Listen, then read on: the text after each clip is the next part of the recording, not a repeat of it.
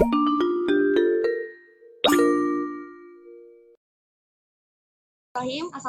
warahmatullahi wabarakatuh. Waalaikumsalam warahmatullahi wabarakatuh. Assalamualaikum warahmatullahi wabarakatuh. Selamat malam untuk kita semua, salam sejahtera. Sebelumnya saya ucapkan terima kasih dan selamat datang buat teman-teman yang telah bergabung dalam kegiatan webinar kita pada malam hari ini dengan tema sosialisasi dan sharing session alumni magang dan studi independen bersertifikat. Sebelumnya, perkenalkan saya Al-Orianti yang akan memandu kegiatan kita pada malam hari ini. Nah, tanpa berlama-lama, untuk kegiatan kita atau agenda kita yang pertama, yaitu ada kata sambutan, yang dimana pertama kata sambutan dari Ketua Himpunan Mahasiswa Psikologi, yaitu Kak Fairuz Triano. Kepada Kak Fairuz Triano, dipersilahkan. Assalamualaikum warahmatullahi wabarakatuh. Waalaikumsalam warahmatullahi wabarakatuh. Baik, selamat malam semua, salam sejahtera bagi kita semua. Pertama-tama saya ucapkan terima kasih karena kepada semua yang telah hadir pada malam ini, walaupun sekitar ada 29 orang mungkin yang tertarik ke MSIB mungkin ya, dan juga yang terhormat Mbak Ayu Ningat Masari, MPC Psikolog, Pak Lukman, yang saya hormati Pak Lukman, Kak Anggun, Mbak Hilmi juga. Saya ucapkan terima kasih karena telah menyempatkan waktunya untuk hadir pada webinar atau sharing session kita pada malam hari ini. Nah, saya juga mohon maaf apabila ada kesalahan nanti selama acara ini berlangsung ataupun setelah acara ini selesai. Saya harap dengan adanya sharing session ini kita dapat jadi lebih paham tentang MSIB, program-program MSIB ataupun tips and trick untuk lolos MSIB. Mungkin sekian dari saya. Wassalamualaikum warahmatullahi wabarakatuh. Waalaikumsalam warahmatullahi wabarakatuh. Singkat, jelas, dan padat. Terbaik. Luar biasa. Kami ucapkan kepada Kak Fairuz Triano. Selanjutnya yaitu kata sambutan dari Ketua Program Studi Psikologi, yaitu Mbak Ayu Ningat Masari, MPC Psikolog. Kepada Mbak Ayu, dipersilahkan. Baik, terima kasih Al. Assalamualaikum warahmatullahi wabarakatuh semuanya. Waalaikumsalam warahmatullahi wabarakatuh. Semoga semuanya dalam keadaan sehat, dalam keadaan bahagia ya. Terutama nih bagi teman-teman semua yang sudah hadir, dan saya hormati juga yang luar biasa sekali yang malam minggunya mau diganggu gitu ya Pak Lukman selaku pemateri kita pada malam hari ini. Terima kasih banyak Pak Lukman. Kemudian ada juga kakak tingkat alumni nih, ada Mbak Anggun juga. Terima kasih Mbak Anggun. Juga Mbak Hilmi Husnul Khotimah. Terima kasih sekali Mbak Hilmi sudah mau direpotkan oleh anak-anak Himapesi gitu ya. Anak-anak Himapesi untuk kegiatan sharing sessionnya. Jadi kegiatan yang dilakukan Hima ini lagi-lagi luar biasa sekali karena mereka ini aktifnya luar biasa, mengalahin anak hiperaktif gitu ya kegiatannya. Tapi luar biasa sekali bermanfaat gitu bagi teman-temannya semua karena semua kegiatan Hima itu tidak ada yang tidak kece. Semuanya kece sekali. Semuanya bermanfaat. Jadi ketika mereka mendapatkan isu terbaru, mereka langsung up, kemudian langsung di-share kegiatannya, kemudian sharing session, webinar, dan lain sebagainya. Pokoknya mereka itu gercep sekali. Jadi luar biasa sekali untuk Hima, karena kalau tidak diinisiasi oleh Hima sendiri, mungkin beberapa informasi akan ketinggalan mungkin ya yang diperoleh oleh mahasiswa karena ada beberapa hal yang mungkin tidak disampaikan oleh bagian akademik terkait MSIB. Nah, mungkin di acara ini bisa dikulik semua.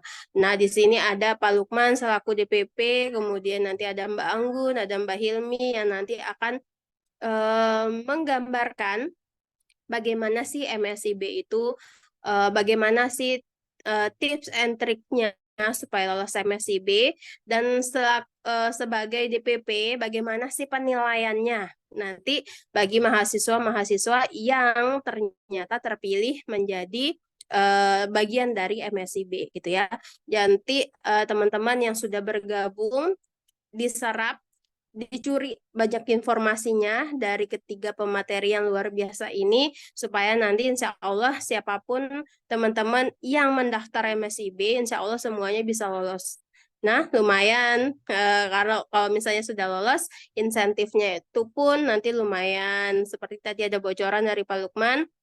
Dan nanti mungkin Mbak Hilmi ataupun Mbak Anggun bisa ngasih bocoran berapa sih insentifnya setiap bulannya, keuntungannya apa sih MSIB, kemudian apa namanya, kendala-kendala apa sih yang biasanya mereka alami ketika mereka itu menjalankan program MSIB.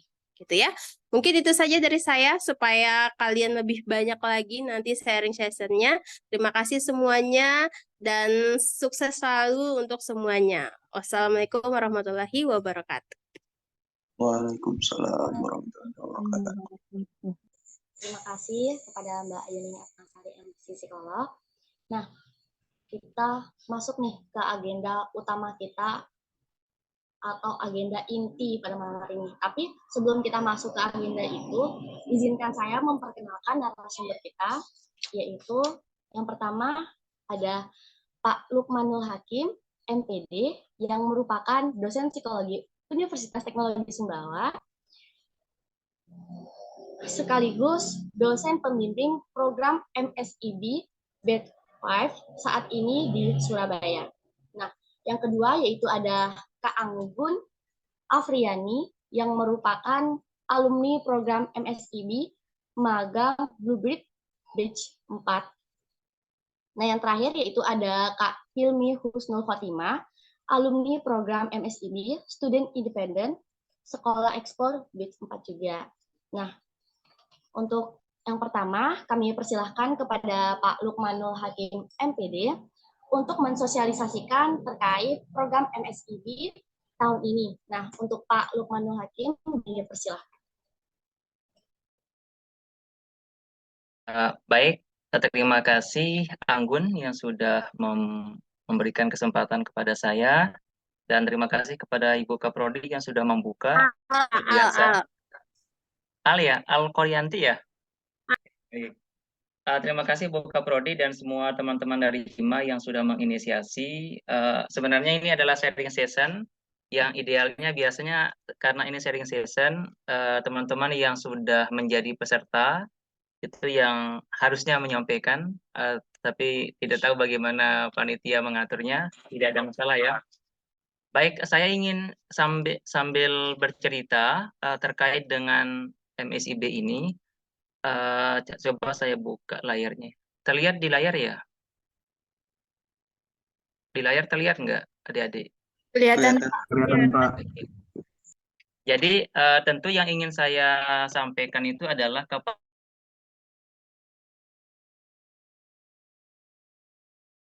saya sebagai dosen pembimbing, nanti tentang mekanisme ketika adik-adik mendaftar, kemudian bagaimana pengalamannya di lapangan, itu nanti akan disampaikan oleh dua narasumber kita, kakak tingkatnya yang sudah mengalami, baik yang SI, studi independen, ataupun yang magang. Yang pertama, setiap tahun itu selalu ada perubahan ya, baik perubahan dari panitia pelaksana maupun dari segi prosesnya gitu. Termasuk MSIB yang periode yang kelima kemarin agak sedikit berbeda dengan periode yang keempat gitu. Terutama dari tanggung jawab dari DPP, terutama kami sebagai dosen pembimbing program, kemudian proses pelaksanaannya. Yang pertama perlu kita sama-sama pahami bahwa MSIB itu salah satu saja dari program Merdeka adik-adik ya. Jadi MSIB ada yang sifatnya magang, ada yang sifatnya studi independen. Ada banyak lagi program-program kampus Merdeka yang tujuannya adalah melatih hard skill, kemudian soft skill juga, sehingga relevan dengan apa yang menjadi kebutuhan. Itu secara umum terkait dengan program Merdeka. Kemudian kalau misalnya adik-adik sempat masuk ke dalam platform MSIB, itu yang dilaksanakan oleh mahasiswa itu ada 5, diantaranya ada ada magang, ada studi independen, ada kampus mengajar, ada juga pertukaran mahasiswa, wirausaha merdeka yang sebagian juga mulai diadaptasikan oleh kampus kita gitu dengan beberapa variasi gitu.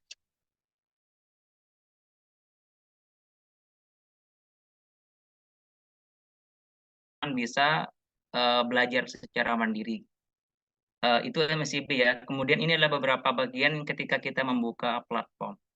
Kemudian kenapa ini menjadi penting adik-adik yang berbeda dengan periode-periode sebelumnya. Jadi kalau misalnya sebagian besar misalnya beberapa mata kuliah yang kita tempuh di jurusan kadang-kadang ya ketika kita di lapangan itu tidak sesuai ya adik-adik. Memang itu salah satu tujuannya.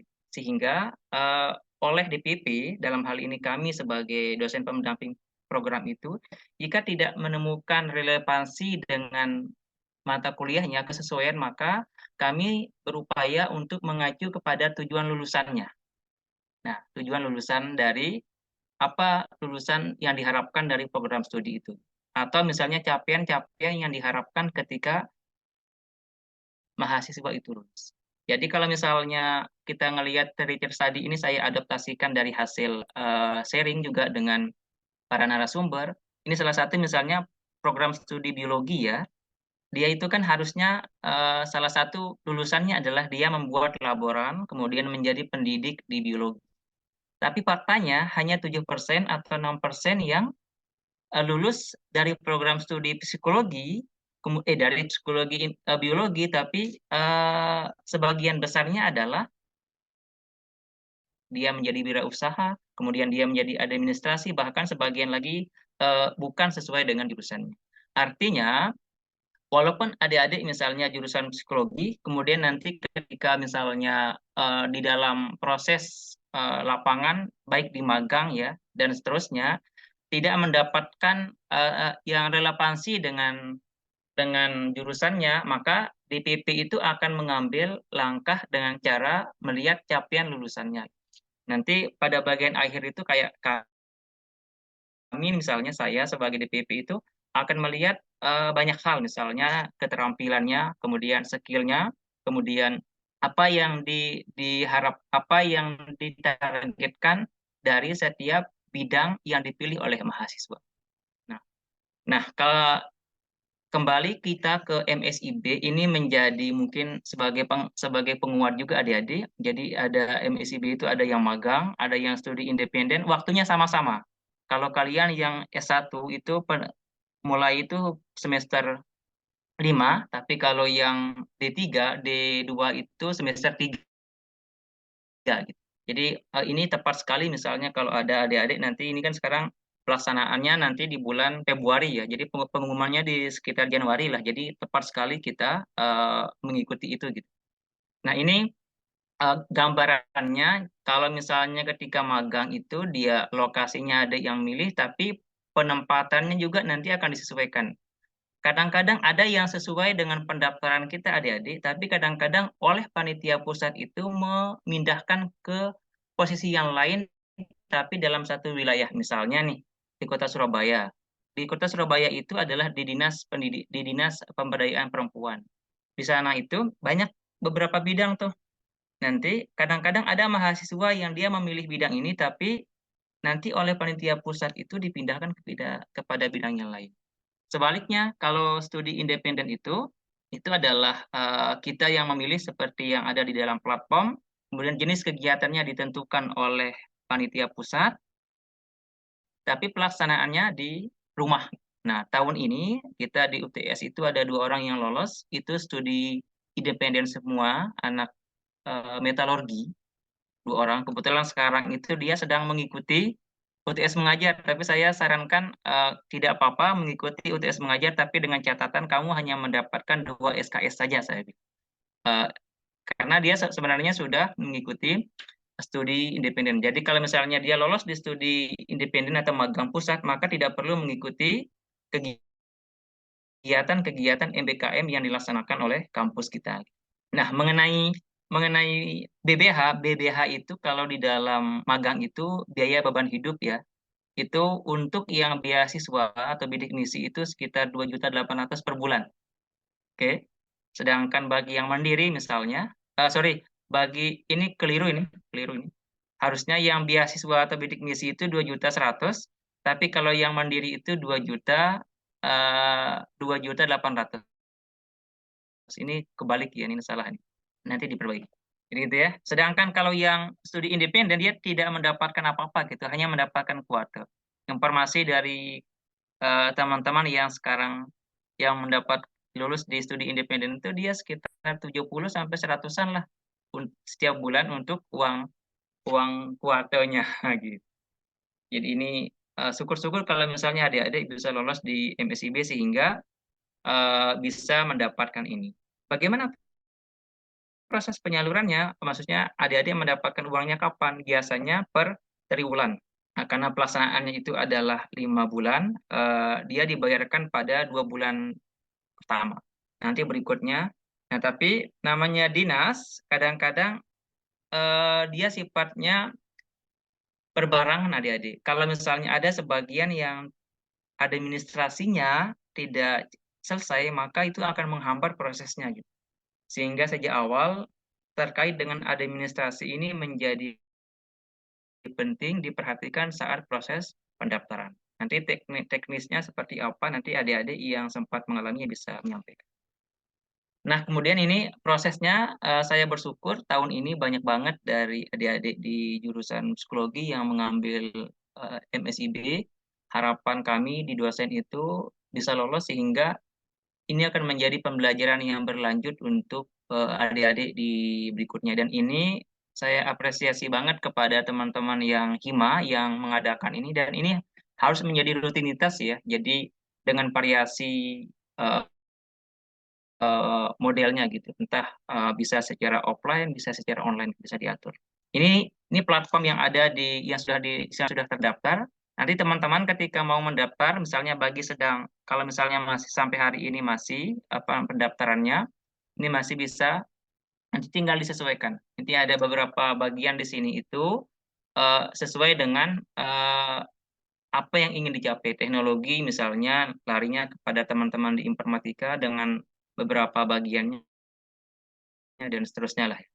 Kemudian ini kira-kira gambaran ketika kita sudah masuk pada platformnya dan mulai memilih posisi. Misalnya teman-teman ketika memilih nama perusahaannya, halo? Pak, maaf, slide-nya nggak gerak dari tadi. Enggak. Bentar, ini kayaknya harusnya. Berarti dari tadi nggak bergerak ya? Iya, Pak, nggak gerak. Coba, ini bergerak? Sudah, Pak. Halo? Oke. Berarti tadi, oke. Jadi ini saya sampai dengan ini ya. Jadi yang tergambar di dalam slide ini adalah apa yang adik-adik bisa cek di dalam platformnya, platform MSIB Kampus Merdeka ya. Nanti di dalamnya ada MSIB, ada pertukaran dan seterusnya lah ya. Nah, sekarang saya masuk ke yang tadi, ketika adik-adik sudah masuk kepada bagian magang, misalnya memilih magang, maka nanti akan ada kira-kira apa saja yang dibuka gitu. Nanti tinggal disesuaikan dengan pilihannya adik-adik gitu, jurusannya gitu. Misalnya jurusan psikologi, nanti disesuaikan kira-kira apa yang diharapkan dari apa keinginannya adik-adik untuk yang sesuai dengan jurusannya. Kenapa ini penting adik-adik? Karena biar apa yang adik-adik dapatkan selama proses perkuliahan itu relevan gitu ya dengan apa yang dijalankan gitu. Karena karena gini nanti, sebagian besar juga saya misalnya membimbing beberapa mahasiswa dari banyak program studi, itu mereka mendapatkan bukan sesuai dengan jurusannya gitu. Tapi kampus harus tetap melakukan konversi mata kuliah. Itu kerugiannya dari program studi, tapi keuntungannya bagi mahasiswa gitu. Jadi misalnya dia jurusan psikologi, tapi dia ditempatkan di konstruksi gitu deh. Nah, mahasiswa ini harus mau tidak mau oleh kampus itu harus tetap dilakukan konversi walaupun tidak ideal dengan dengan yang didapatkan selama di kampus. Dalam hal ini DPP harus melakukan penyesuaian dengan apa target-target yang diharapkan dari kegiatan itu. Misalnya mahasiswa mampu menyelesaikan tugasnya dengan baik, berarti bertanggung jawab, mahasiswa berkomitmen terhadap pekerjaannya, mahasiswa mampu melakukan problem solving, dan seterusnya. Kira-kira itu kompetensi yang nanti jika misalnya di dalam prosesnya di lapangan, DPP itu tidak mendapatkan relevansi antara mata kuliah jurusannya dengan apa yang sedang dikerjakan. Ini nanti ada di dalam platform. Kemudian sama juga adik-adik, ketika adik-adik memilih studi independen, persis sama prosesnya. Nanti adik-adik yang sudah lolos di studi independen juga bisa menceritakan seperti apa. Nah, sama juga ini tadi tinggal memilih apa yang menjadi posisinya, kemudian lokasinya di mana, dan seterusnya. Nah, ini sekarang terkait dengan timeline-nya ya. Kalau adik-adik memperhatikan, ini saya adaptasikan, saya ambil dari hasil sharing ketika disampaikan di MSIB 5. Jadi MSIB ini kan adik-adik sekarang mendaftar, nanti pengumumannya di 2024 bulan apa nih? Bulan Februari ya. Ini pelaksanaannya bulan Februari. Kira-kira apa nih sosialisasi seleksi offering ini kira-kira Januari 2024 itu sudah ada pengumumannya. Baru proses pelaksanaan dari MSIB 6. Ini timeline-nya sudah bisa dicatat nanti sehingga bisa dipantau.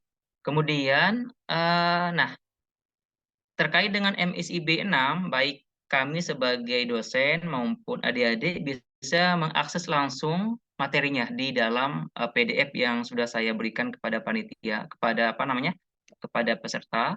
Ini nanti tinggal dicek semua prosesnya, mekanismenya seperti apa sudah ada di dalam di dalam folder, sudah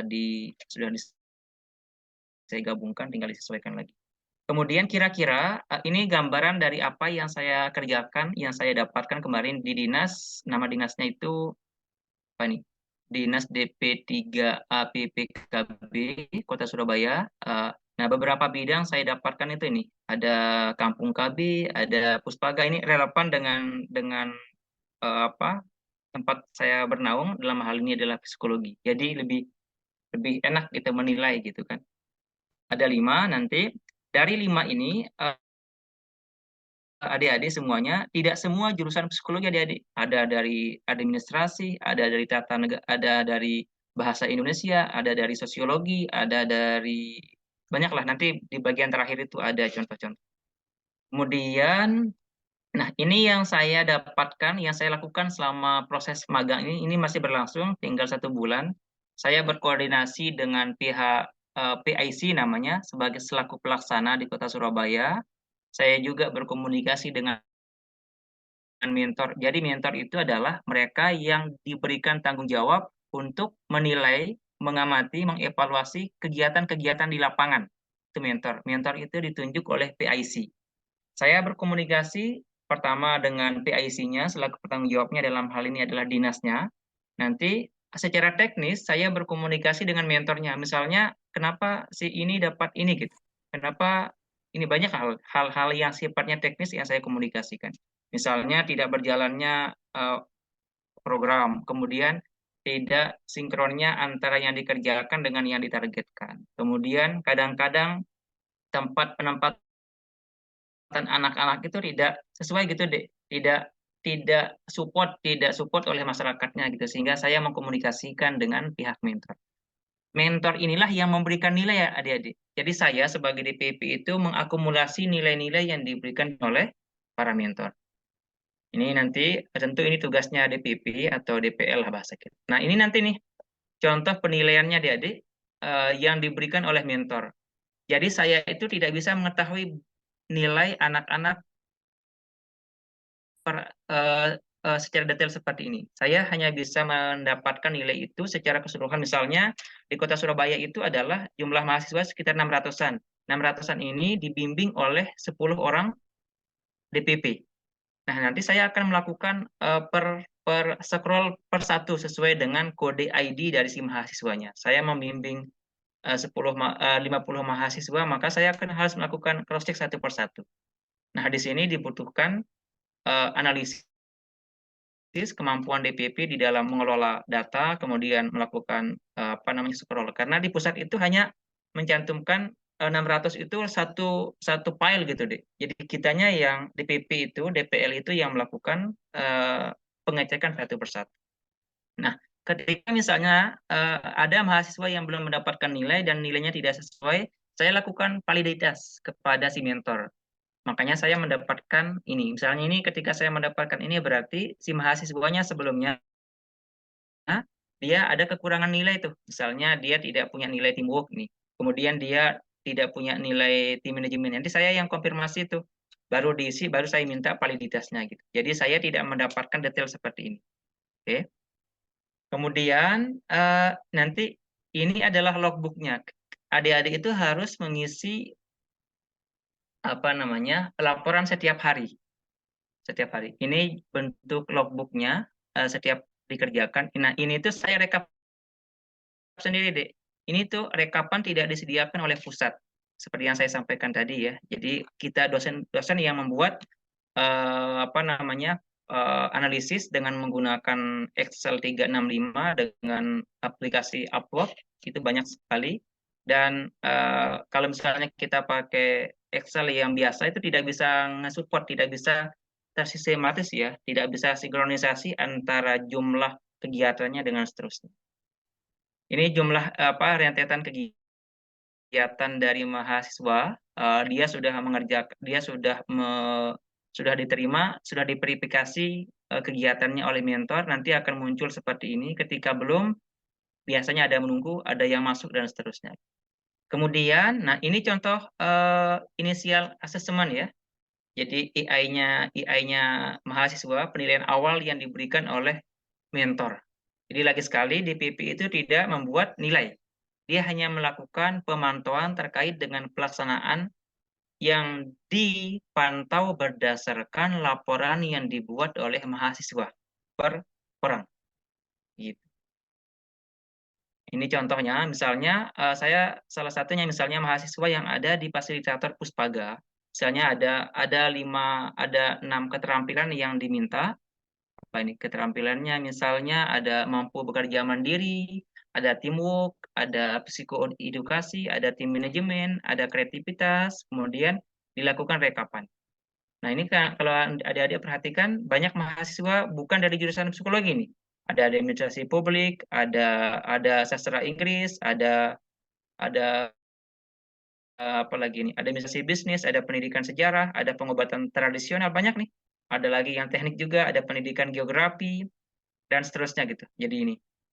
Jadi yang kumpul di sini itu bukan pure sesuai dengan jurusannya, adik-adik.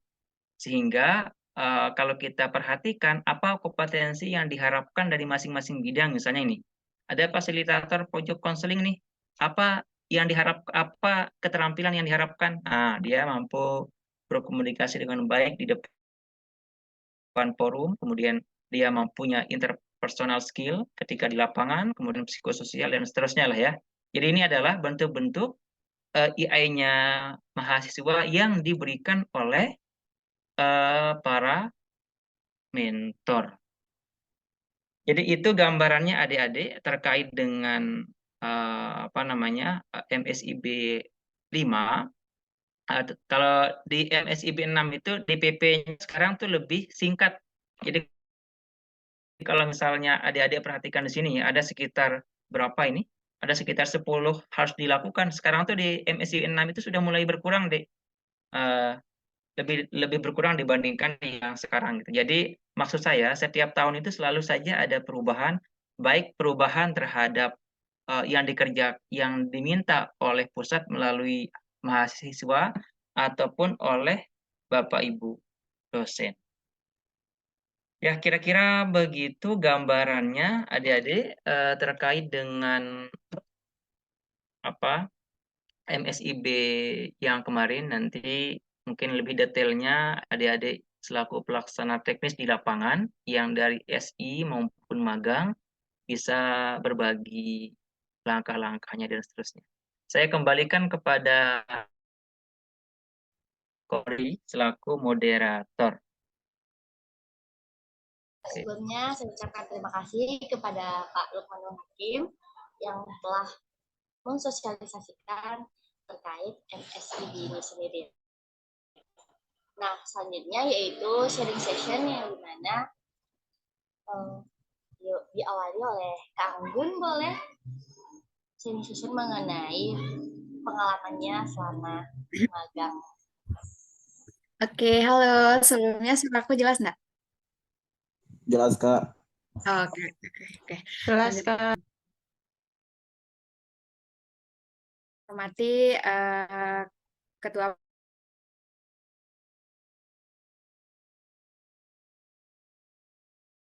teh malam minggunya, Masya Allah gitu kan.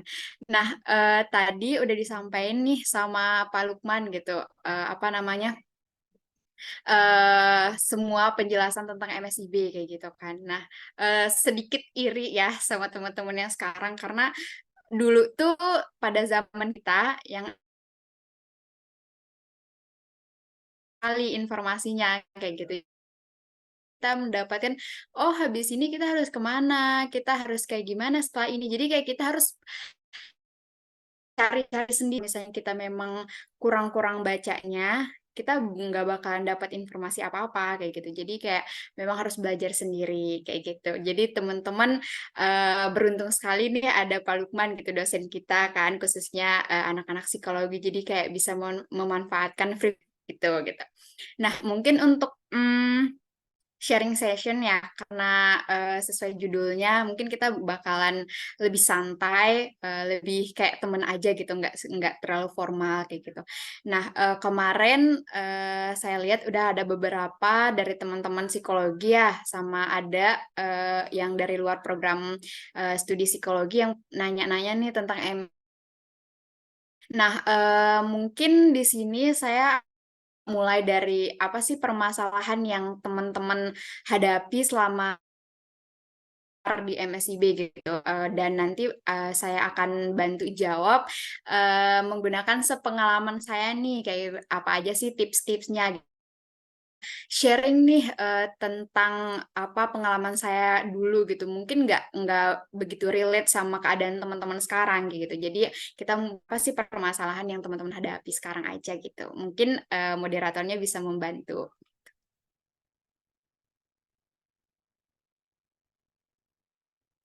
Maaf Kak, tadi sudah ribut, bisa diulangi? Oke.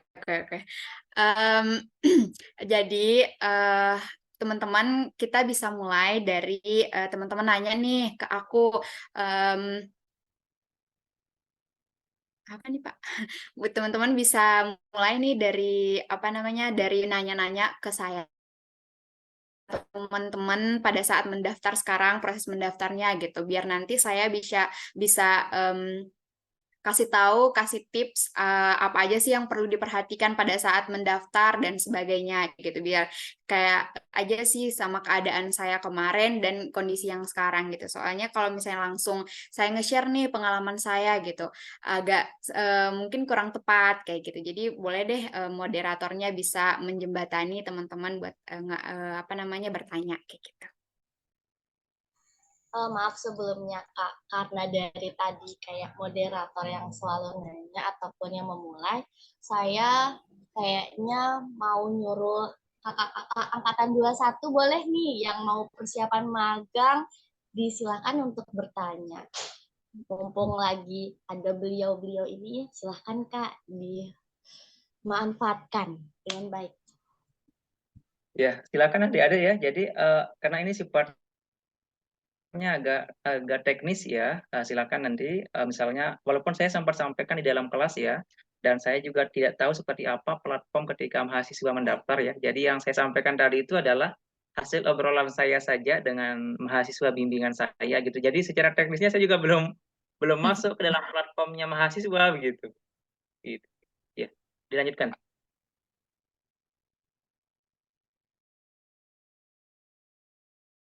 Sebelumnya mohon maaf, Teh Ilmi boleh on cam. Kita sama-sama aja Kak sharing sessionnya. Kakak-kakak yang lain juga diperbolehkan untuk on cam. Ayo teman-teman yang mau nanya, kemarin kan ada yang nanya nih soal pendaftaran MSIB itu kayak gimana, terus apa namanya nanti keyword buat cari posisinya itu seperti apa, biar sekalian nih mumpung ada wadah kan, biar kayak satu kali ngomong teman-teman lain bisa.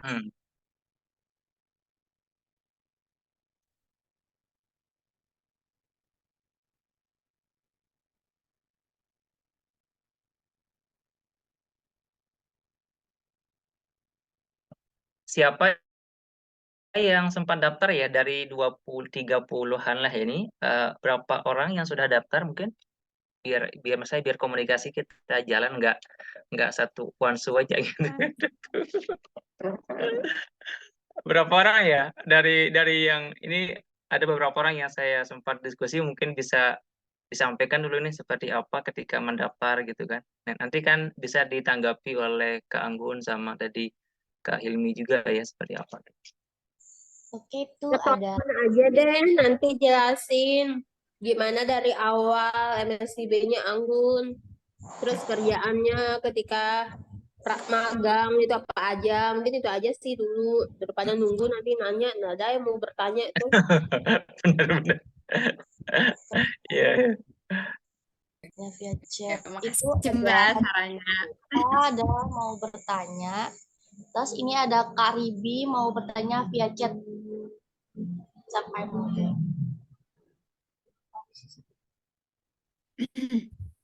Kira-kira seberapa berpengaruh sih sertifikat atau dokumen-dokumen penunjang lain supaya memperluas kemungkinan kita diterima dan mungkin pertanyaan berikutnya, kira-kira CV yang baru di lamaran magang MSIB itu ada format khusus enggak ya?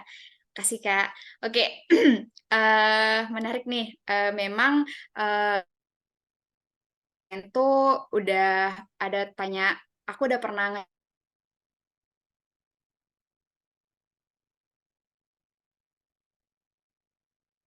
KM itu untuk diterima enggaknya gitu. Itu sangat-sangat penting dan teman-teman harus pastiin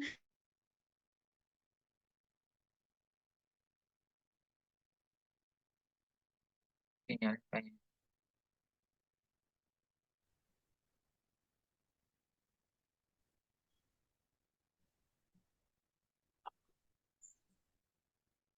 apa namanya yang nggak bisa lolos gara-gara berkasnya mereka itu nggak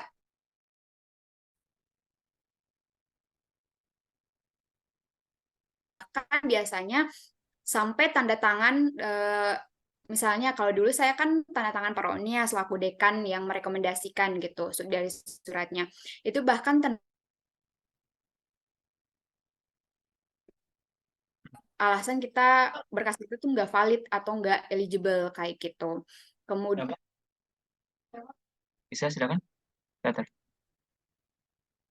halo, sebelumnya suara saya terdengar dengan jelas?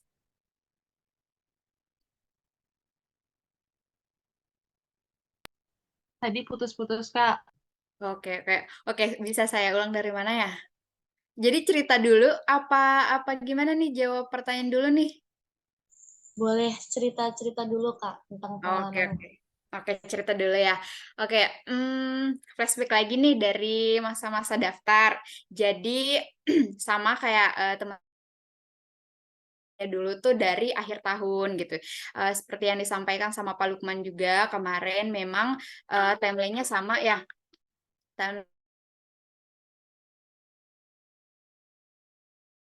Udah mulai programnya gitu, udah jalan kayak gitu. Tapi pada saat itu saya masih di sini gitu karena masih menunggu uang transportasi dari kampus Merdekanya kayak gitu. Nah, pada saat daftar memang kalau misalnya dibilang susah ya susah-susah gampang karena ada berkas-berkas yang memang harus kita harus kita pastikan bahwa itu eligible atau valid kayak gitu. Jadi dari sekarang teman-teman pastikan kalau misalnya teman-teman mau bikin SR atau surat rekomendasi, SPTJM, segala halnya itu teman-teman bisa unduh di aplikasi atau di web Kampus Merdekanya langsung gitu. Jadi kalau misalnya teman-teman mau daftar jangan ambil sembarangan nih format-formatnya kayak gitu. Jadi teman-teman edit sebaik mungkin, teman-teman buat sebaik mungkin dan ikutin sekarang kan udah banyak nih informasi-informasi yang valid entah itu di Instagram Kampus Merdeka MSIB itu udah banyak. Jadi teman-teman jangan malas-malas buat cari informasi terbaru tentang pendaftaran kayak gitu. Kemudian kalau dulu kan saya nggak ada batas pendaftaran, berapa perusahaan nih dulu saya bisa bebas mau perusahaan itu bebas. Nah, mulai dari tahun angkatan kelima, angkatan keenam dan seterusnya saya kayaknya bakalan ada pembatasan nih satu mahasiswa tuh hanya daftar berapa kuota perusahaan kayak gitu. Kalau nggak salah itu 20 apa berapa saya agak lupa untuk satu mahasiswa. Jadi saran untuk teman-teman benar-benar diperhatikan mau perusahaan yang seperti apa, disesuaikan sama kualifikasi teman-teman gitu. Jadi kayak teman-teman juga harus realistis nih gitu. Ketika teman-teman ngerasa kemampuan aku nih di tahap middle nih misalnya. Aku harus mencari perusahaan yang masuk. Jadi jangan teman kayak over juga kayak gitu. Jadi teman-teman kualifikasi teman itu masih kan mau kayak nurutin ego gitu. Aku mau di perusahaan yang bagus banget gitu. Sebenarnya boleh kita punya mimpi di perusahaan yang udah wah, punya nama besar, udah berdiri lama segala macam gitu. Tapi teman harus realistis juga gitu. Pasti di sini kan kita banyak saingan, banyak yang harus kita kerjakan dan segala macam gitu. Kalau misalnya itu nggak sesuai sama kualifikasi teman-teman, itu bakalan mempersulit dan mengecil kecil kemungkinan teman-teman bakalan lulus gitu. Jadi ketika teman-teman mau lulus, teman-teman harus memperhatikan semua detail-detail kayak gitu. Kemudian untuk keyword juga, untuk keyword teman-teman nyari posisi untuk anak psikologi nih yang mau fokusnya tuh di PIO misalnya, teman-teman bisa cari training, kemudian OD, Organization Development, enggak kalau klinis itu ada asesor biasanya, dan sejenis itulah semacamnya. Jadi kayak udah banyak sih sekarang kayak gitu. Kalau misalnya di webnya ada kan di bawah itu daftar, klik daftar. Nah, kalau misalnya di perusahaannya itu belum bisa diklik nih tanda daftarnya, berarti posisi itu memang akan dibuka, tetapi untuk saat itu teman-teman belum bisa didaftarkan gitu. Tapi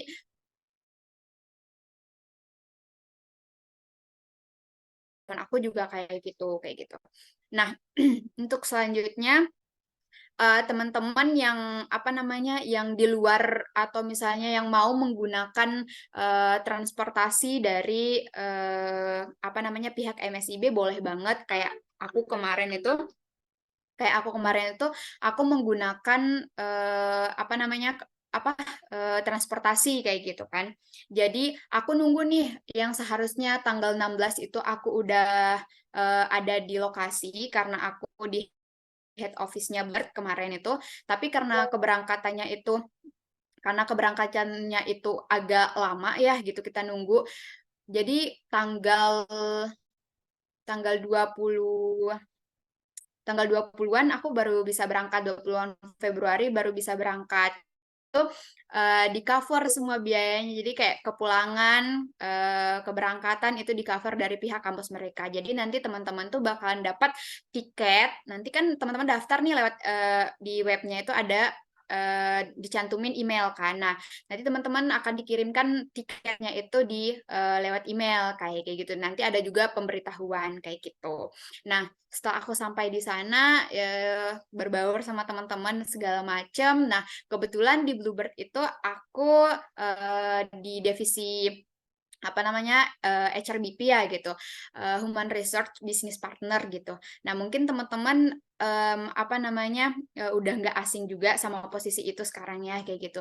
Nah kemungkinan di beberapa perusahaan memang HRBP-nya itu ngehandle beberapa hal gitu. Kalau misalnya di Bluebird kemarin itu kita handle-nya tentang bisnis, employee sama rekrutmen kayak gitu. Nah khususnya aku lebih diinikan untuk rekrutmen kayak gitu. Tapi aku juga apa namanya menghandle kayak administrasi kayak gitu bisa sesekali kayak gitu. Jadi untuk proses rekrutmen jadi kayak end to end tuh jadi kayak dari awal screening subjek, searching subjek kayak gitu-gitu, post job post kayak gitu-gitu sampai mereka interview dan apa namanya offering MCU dan segala macam aku yang handle kayak gitu. Seru sih kayak gitu. Terus untuk tadi udah dibahas ya sama Pak Lukman untuk apa namanya privilege-nya kayak gitu kan. Ya memang kalau misalnya untuk yang enggak berbeasiswa itu kita bakalan dapat 2,8. Nah, untuk yang biasanya 2,1 kayak gitu. Tergantung juga sih sama jumlah beasiswa yang teman-teman apa namanya yang teman-teman dapetin. Misalnya kalau misalnya 700 per bulan ya sesuai 2,1 biasanya kayak gitu. Tapi kalau misalnya lebih dari itu ya disesuaikan lagi kayak gitu. Nah, biasanya ini yang teman-teman apa namanya apa kabar gembira kayak gitu kan. Biasanya dari perusahaan sendiri itu ada beberapa perusahaan ya, nggak semua. Ada beberapa perusahaan yang juga mengasihkan uang saku ke apa namanya ke mahasiswanya, mahasiswa magangnya. Salah satunya kemarin tuh saya juga mendapatkan nih uang saku dari Bluebird gitu, dari perusahaan yang tempat saya magang kayak gitu. Jadi kami mendapatkan uang saku. Jadi kayak itu untung-untungan sih, tapi kita nggak mendapatkan mes atau tempat tinggal kayak gitu. Jadi kayak sendiri-sendiri. Terus kayak kita juga dapat BPJS Ketenagakerjaan kemarin. Terus untuk uang makan dan transportasi juga nggak ada sih kayak gitu. Cuman memang kalau misalnya kemarin kita di Bluebird itu kayak dipermudahkan untuk misalnya naik Bluebird kayak gitu-gitu. Jadi kayak kita entah dapat diskon atau dapat gratis kayak gitu. Terus kayak apa namanya kalau misalnya ada event-event besar kita bisa join di sana kayak gitu. Banyak-banyak ketemu relasi dan kayak seru sih kayak udah tahu nih, oh kayak gini loh dunia profesional kayak gini loh kayak gitu ketemu orang baru yang kayak jabatannya tuh udah tinggi banget yang udah head, lead kayak udah manager kayak gitu-gitu kita kenal kayak dan mereka di sana tuh bener-bener kayak kebuka banget sama kita yang kayak ayo sini main segala macam gitu dan kebetulan di Bluebird kemarin itu karyawannya masih muda-muda ya masih kayak 25, 28 kayak gitu-gitu. Nah dan jadi kayak masih seumuran jadi enak buat main kayak gitu. Kayak gitu sih pengalamannya dan memang tadi udah dijelasin terakhir memang kita diwajibkan untuk bikin laporan, tapi kita juga ada yang namanya logbook. Tadi udah dikasih tahu kan sama Pak Lukman apa namanya? Ada catatan harian lah. Ya kita sebutnya itu ada logbooknya. Logbook harian itu kalau aku dulu kayak gini. Untuk memudahkan DPL kita sama memudahkan kita juga sih sebenarnya sama kita kan biasanya punya mentor di setiap perusahaan gitu. Jadi kayak kalau misalnya aku kemarin nama mentorku tuh Kamanda cewek.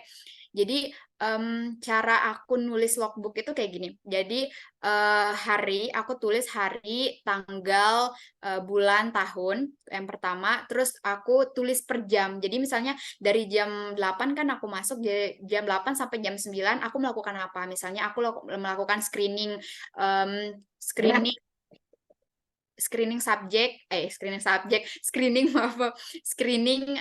kandidat untuk posisi misalnya data analis kayak gitu. Jadi kalau misalnya dari jam 9 ke jam 10 misalnya aku ngapain, misalnya screening posisi yang lain, atau misalnya aku melakukan pekerjaan lain sampai nanti ketika aku udah pulang jam 5 sore gitu. Itu untuk memudahkan. Terus kalau misalnya teman-teman udah menuliskan semua aktivitasnya teman-teman pada hari itu, teman-teman bisa nulisin nih gitu biar menjadi bahan kayak sebagai pengingatnya teman-teman juga nih.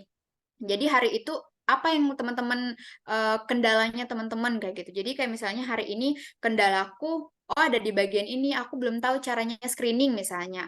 Oh, terus besoknya itu aku udah tahu caranya screening. Oh, berarti ada kemajuan nih, ada progres nih dari teman-teman kayak gitu. Jadi teman-teman bisa tulis tuh kegiatan teman-teman hari itu, kemudian kendala teman-teman pada hari itu, sama apa yang bakalan teman-teman lakuin keesokan harinya kayak gitu. Jadi kayak teman-teman udah punya konsep nih gitu.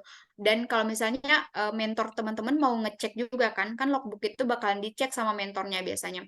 Bakalan dicek. Jadi kayak hari ini nih kan nggak semua nggak semua mentor itu bakalan stay sama kita tuh 20 nggak bakalan stay sama kita setiap saat kita kerjakan. Jadi kayak cara mereka mantau kita ya lewat logbook itu. Jadi kayak nanti di ACC kan sama mentor logbooknya kayak gitu, diterima apa enggak kayak gitu. Jadi dilihat, oh anak ini nih sehari ini tuh kayak gini sesuai sama apa yang saya infokan. Oh kendalanya dia ini hari ini. Oh, berarti itu juga bakalan jadi bahan evaluasi untuk perusahaan dan mentornya juga. Oh, berarti kedepannya saya harus begini nih sama anak ini, kayak gitu-gitu sih untuk logbook. Kemudian untuk laporan akhir ya, laporan akhir dulu waktu saya itu memang disediakan dari MSIB ya untuk template dan segala macam. Terus di template-nya juga dijelaskan, oh bagian ini kamu harus menuliskan apa, menjelaskan apa, ada segala macam kayak gitu. Gitu sih. Yang penting teman-teman mengerjakan sesuai instruksi aja sih, udah itu bakalan lancar-lancar aja kok gitu. Mungkin sekian sih sharing seputar magang aku kemarin ya gitu. Kita lebih ke sekarang mungkin bisa ke pertanyaan aja kayak gitu. Mungkin nanti setelah disampaikan sama Anggun terus sama Silmi tadi yang SI ya. SI tadi ya. Yang Silmi SI ya. Saya Pak. Iya. Ya, mungkin nanti bisa disampaikan kalau misalnya tadi kan banyak hal yang disampaikan sama Anggun itu kayaknya enak banget gitu ya gitu. Karena dia memilihnya itu di bagian SDM ya di perusahaan. Mungkin nanti kalau mungkin yang saya sampaikan nanti itu berdasarkan obrolan sama mahasiswa ya dan baik koordinasi teknis di lapangan dengan mentor itu tidak ada yang sebagian baik seperti yang disampaikan Anggun. Tapi ada juga yang kemungkinan tidak sesuai dengan diharapkan. Ini saya sampaikan nanti biar teman-teman sejak awal itu akan mengalami persoalan-persoalan yang tidak selalu berkaitan dengan kenyamanan gitu. Ya, saya persilakan lanjutkan dulu dong. Oke, baik. Kita langsung aja ya. Kita dengarkan pengalaman dari Kak Hilmi. Boleh Kak Hilmi, silakan. Tadi saya ada kirim PPT ke Mas Sita, boleh diiniin.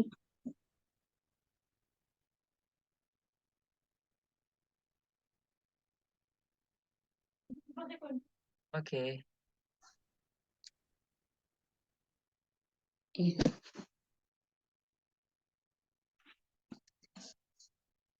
Ya, sebelumnya terima kasih untuk moderator yang sudah memberikan saya waktu. Salam hormat Pak Lukman dan Mbak Ayu. Perkenalkan, saya Hilmi Suhatimah dari jurusan Ilmu Komunikasi angkatan 2020.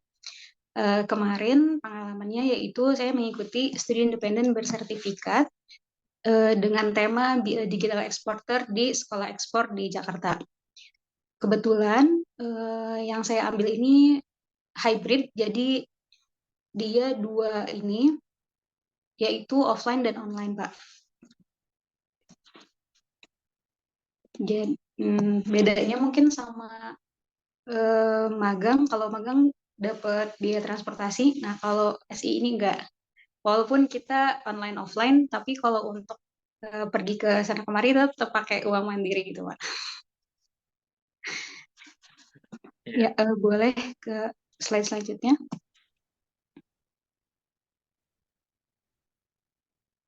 Belakang rekornya emang nggak di Tahapannya apa aja? Di sini saya akan bagi 3 tahapan. Yang pertama ada pra dari SI, yang kedua ketika SI-nya seperti apa, dan yang ketiga setelah SI seperti apa. Teman-teman perlu diketahui juga ya, studi independen ini benar-benar pure kita belajar gitu. Jadi buat teman-teman yang misalnya minder sama kemampuan atau misalnya nggak punya sertifikat keahlian gitu, teman-teman juga bisa milih SI ini atau studi independen ini bersertifikat yang mana nanti sertifikatnya bisa teman-teman pakai untuk daftar kerja ataupun sebagai batu loncatan gitu Pak untuk kedepannya. Ya, slide selanjutnya boleh.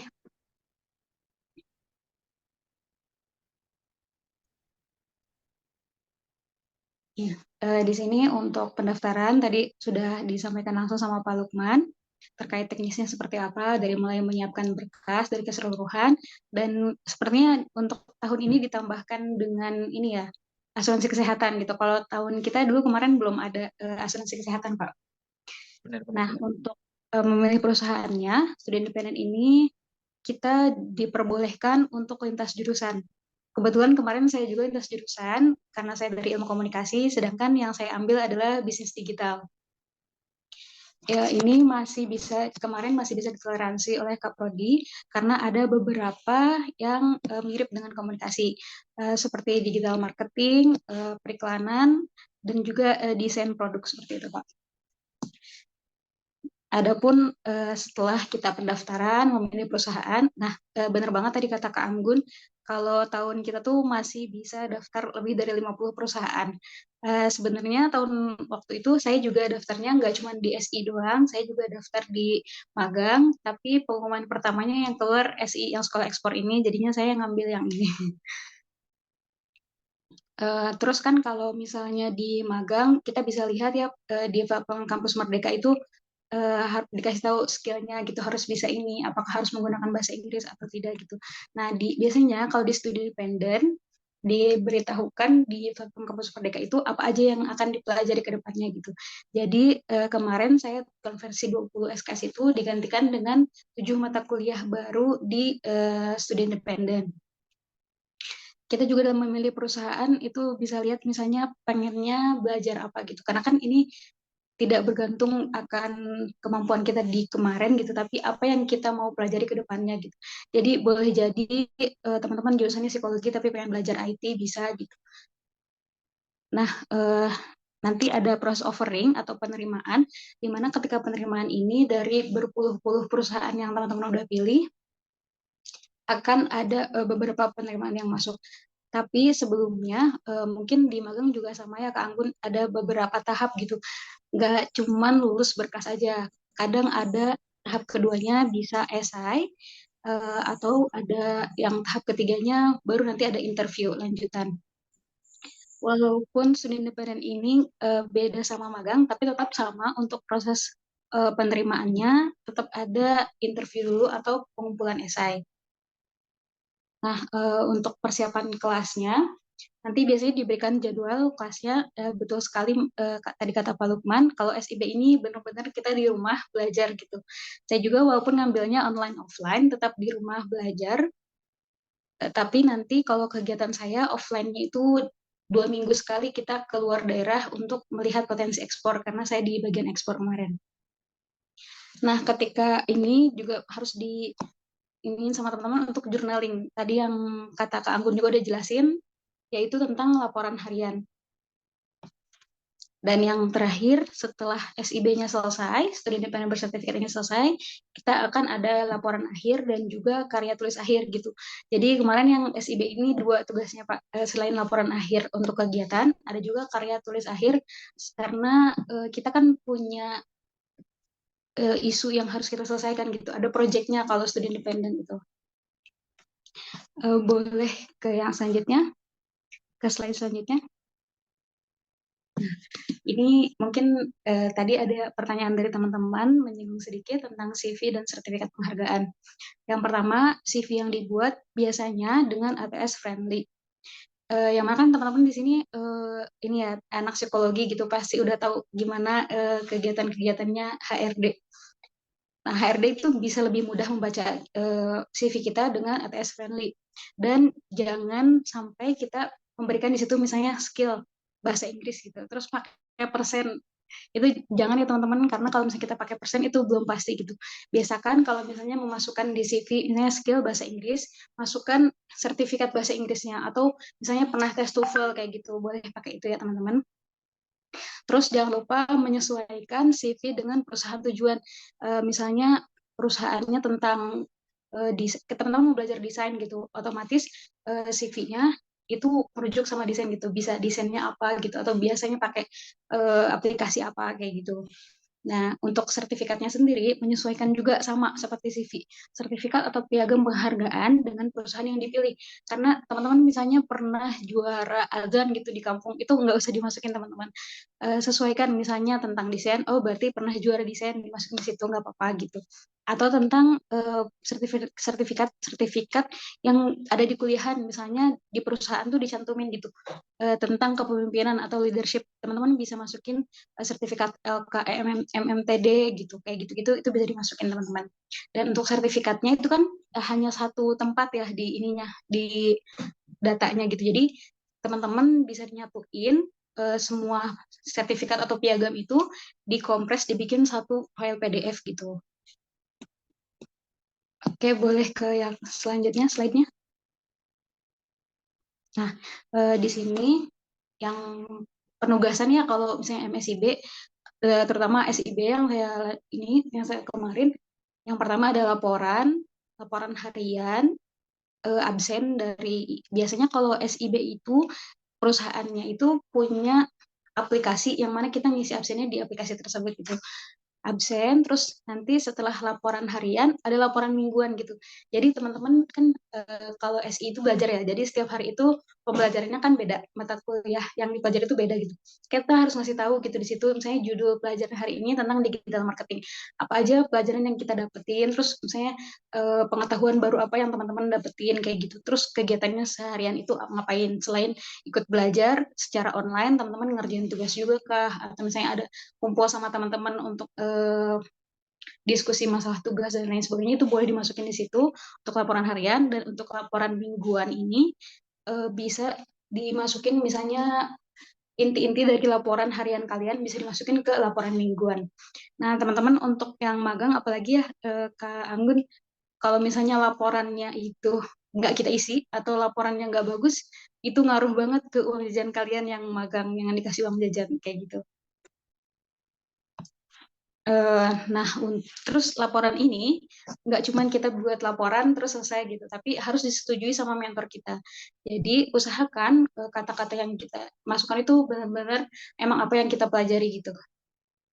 Terus yang terakhir ada laporan akhir MSIB. Biasanya laporan akhir MSIB itu emang udah ada template-nya dari Kampus Merdeka, nanti kita tinggal download template-nya, terus kita isi apa aja yang harus ada di laporan akhir MSIB. Ini juga bisa kalian kumpulkan untuk laporan akhir magang kalian di kampus. Jadi bisa pakai yang itu template-nya. Nah, untuk yang kedua itu tugas. Nah, karena studi independen ini belajar, jadi ada tugas harian, tugas mingguan, tugas individu, dan tugas kelompok. Untuk tugas harian ini, kalau kemarin di tempat saya itu ada dua. Yang pertama, tugas harian berupa pilihan ganda. Yang kedua, tugas harian berupa esai. Jadi setiap hari kita membuat esai minimal 400 kata dalam sehari, yaitu tentang pelajaran yang kita pelajari kayak gitu. Nah, terus ada tugas individu, nanti bisa berupa jurnal. Kemarin selama 5 bulan saya membuat publikasi 2 jurnal kemarin. Nah, untuk tugas kelompok biasanya karena kemarin saya diekspor, jadi kita harus punya produk apa yang akan diekspor gitu. Jadi tugas kelompoknya ini pembuatan produk, nanti lanjutannya kayak laporan praktikumnya gitu. Nah, yang ketiga ada laporan praktikum, laporan hasil praktik selama 1 minggu. Jadi biasanya setiap hari Jumat itu kita dikasih tahu laporan praktikum yang harus dikumpulin minggu depan gitu. Jadi praktek apa di minggu ini yang harus kita kerjakan, yang harus nanti kita buat laporannya di minggu depan kayak gitu. Terus yang keempat ada karya tulis akhir. Nah, karya tulis akhir ini mengenai proyek akhir dan hasil belajar selama 4,5 bulan. Kemarin agak kerepotan karena saya sendiri dari ilmu komunikasi biasanya nggak banyak tugas. Tiba-tiba ikut SIB ada lapraknya kayak teknik kayak gitu. Oke, boleh ke slide selanjutnya.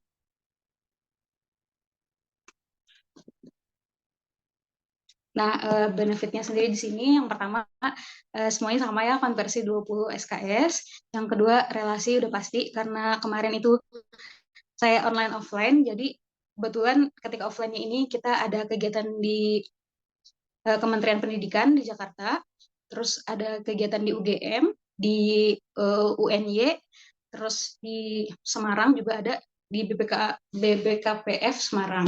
Nah, terus teman baru karena kita se-Indonesia gitu. Terus kalau di SI memang semuanya lintas jurusan banyaknya gitu. Walaupun kadang sirik sama teman-teman yang benar-benar bisnis digital asli gitu. Jadi mereka benar-benar udah paham gitu. Saya aja ketemu sama temen dari UI, ternyata dia jurusannya ini sastra Rusia. Ternyata lebih gak nyambung dari saya. Kayak gitu. Terus pengalaman baru yang pasti, ilmu yang baru. Terus karena SI ini dari rumah jadi fleksibel. Tapi balik lagi teman-teman, kalau misalnya teman-teman kayak saya dari luar daerah Sumbawa, kita bisa sambil pulang. Jadi kemarin sambil libur, sambil pulang di rumah gitu. Kalau misalnya di daerah Lombok, Sumbawa, kalau misalnya kegiatannya bisa ada di situ, teman-teman bisa ikut datang kayak gitu. Tapi ini benar-benar fleksibel, bisa dikerjain dari mana aja kayak gitu. Terus yang pasti membuka kesempatan untuk batu loncatan ke depannya gitu. Karena teman-teman pasti kan masih berpikir nih nanti setelah lulus mau jadi apa gitu. Nah, dengan SI ini kita bisa punya kemampuan baru di luar keilmuan yang kita pelajari di kuliah kayak gitu, teman-teman. Boleh ke slide selanjutnya? Ya, ini mengenai pengalaman. Kemarin pengalamannya ya kita karena nyari ini juga, nyari produk ke daerah-daerah, ke Malang, ke Jogja, terus ke Semarang gitu, nyari produk ekspor apa sih yang harus kita lakuin ekspor gitu ke luar negeri kan sekarang untuk meningkatkan ekonomi Indonesia gitu. Nah, untuk proyek akhir saya kemarin karena ini ekspor, jadi kita proyek akhirnya di Singapura. Alhamdulillahnya kemarin 25 orang, jadi kita di SI itu 500 orang yang keterima di sekolah ekspor. Alhamdulillah 25 orang kita diberangkatkan untuk ke Singapura.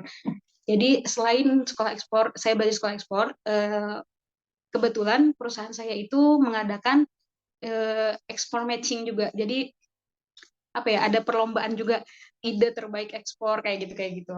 Jadi teman-teman selain belajar, kalian juga bisa banyak banget kesempatan baru yang bisa kalian dapatkan gitu. Ini beberapa foto di Jakarta dan ada juga foto yang di Singapura. Kita datang ke Kementerian Singapura juga kemarin, ke embassy-nya Kementerian Indonesia di Singapura. Itu Pak. Kasih boleh teman-teman yang mau tanya.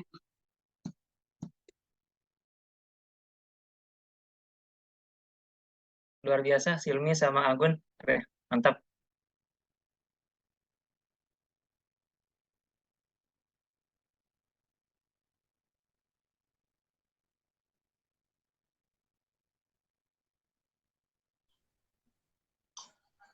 Oke Kak, boleh dijawab pertanyaan yang ada di kolom komentar atau mau saya bacakan?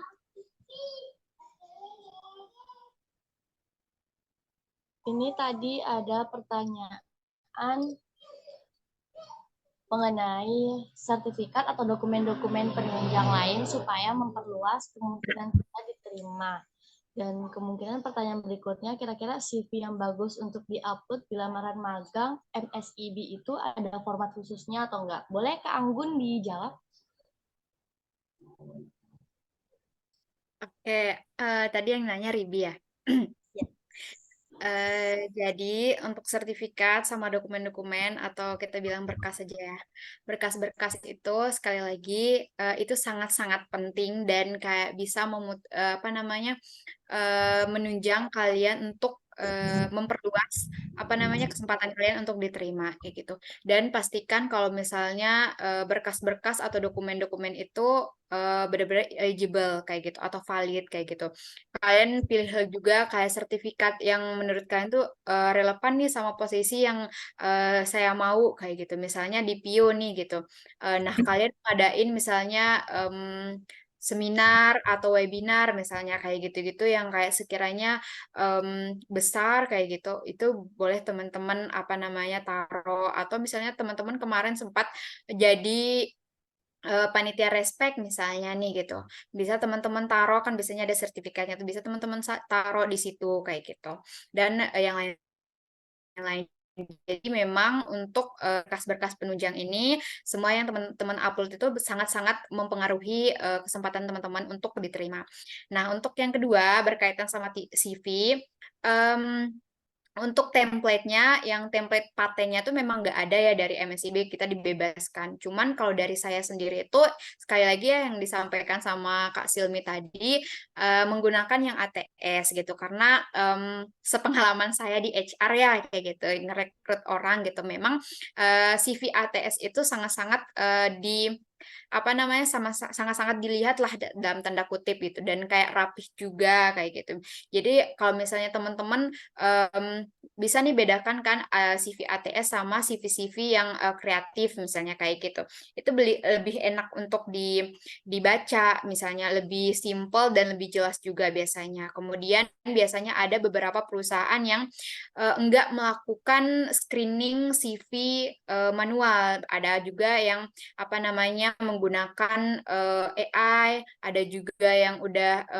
apa namanya mereka ngecek skor CV teman-teman. Nah, kalau misalnya CV teman-teman ATS biasanya tuh CV teman-teman tuh untuk gampang dan kayak valid untuk dilihat nih apa namanya skor CV teman-teman tuh udah bagus enggak gitu, dan setiap perusahaan kan punya standar skor CV biasanya berbeda-beda. Nah, dari skor-skor itu memperluas apa namanya kesempatan teman-teman untuk diterima kayak gitu.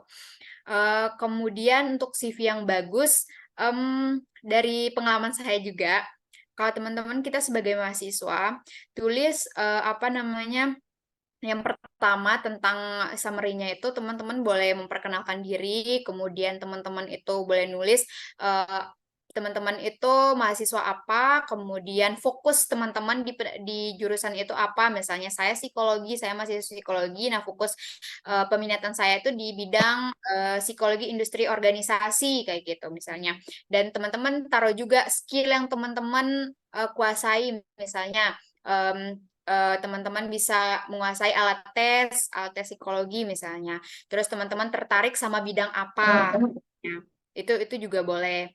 Kemudian yang untuk pengalaman seperti biasa teman-teman jelaskan. Nah, untuk di pengalaman ini teman-teman harus lebih lebih apa ya, lebih bagus dalam pemilihan katanya gitu. Jadi jangan menggunakan kata-kata yang berbelit-belit gitu. Jadi jangan terlalu panjang juga kayak kalimat yang sangat-sangat mendeskripsikan, enggak. Jadi kayak teman-teman tulis per poin, dan di setiap poin itu kalau misalnya nih teman-teman contohnya menyelenggarakan atau misalnya menjadi penanggung jawab webinar atau seminar dengan peserta berapa jumlah peserta yang ikut webinar kamu. Nah, biasanya dari situ tuh kayak HR biasanya kayak, oh iya ya, dia udah pernah nih ngadain seminar besar dengan jumlah peserta misalnya 200 orang atau misalnya berapa orang kayak gitu. Kemudian misalnya teman-teman ngelit, ini yang penting ya, teman-teman harus perhatiin kalau misalnya teman-teman di organisasi ini pengalaman teman-teman sebagai kepala divisi atau misalnya teman-teman sebagai ketua misalnya kayak gitu, teman-teman tulis aja misalnya ngelit berapa tim, ngelit berapa orang, misalnya contohnya misalnya saya kemarin saya ketua divisi PSDM di himpunan, oh saya ngelit 4 orang, jadi 4 anggota saya, ada 4 orang di anggota saya misalnya. Nah, berarti di situ apa relate sama skill-nya teman-teman. Kalau misalnya teman-teman sertakan misalnya skill-nya itu leadership kayak gitu-gitu. Jadi kayak HR bisa lihat, oh berarti kemampuan komunikasinya dia nanti leadership, misalnya komunikasi sama anggotanya dia bagus nih gitu.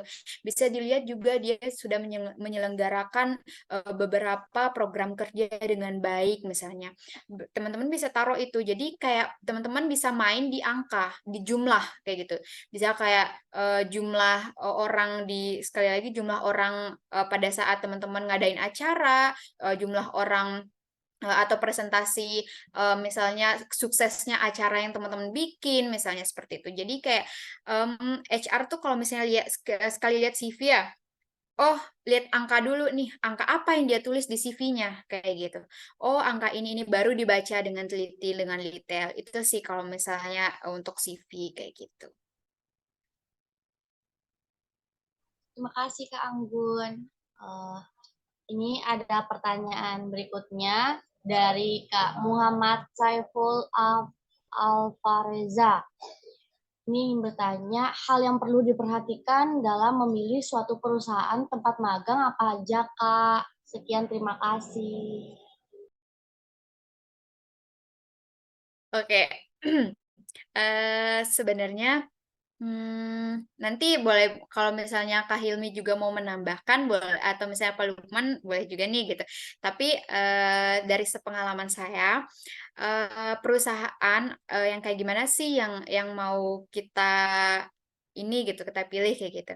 Nah seperti yang sudah saya spill nih tadi kayak gitu, teman-teman harus memperhatikan pertama perusahaan teman-teman dan kualifikasi teman-teman, skillnya teman-teman kayak gitu. Yang pertama, oh skill saya nih di sini di tahap ini dan minat saya itu di sini kayak gitu. Teman-teman udah dapat nih misalnya, oh aku mau di perusahaan yang udah stabil, perusahaan yang gede yang udah stabil. Jadi ada juga kan teman-teman yang misalnya yang mau di perusahaan yang apa namanya kayak Shopee, Tokopedia gitu kayak gitu kan, atau misalnya di Trans atau di CNN kan misalnya kayak gitu. Jadi kalau misalnya oh ini udah sesuai nih sama fashionnya aku kayak gitu.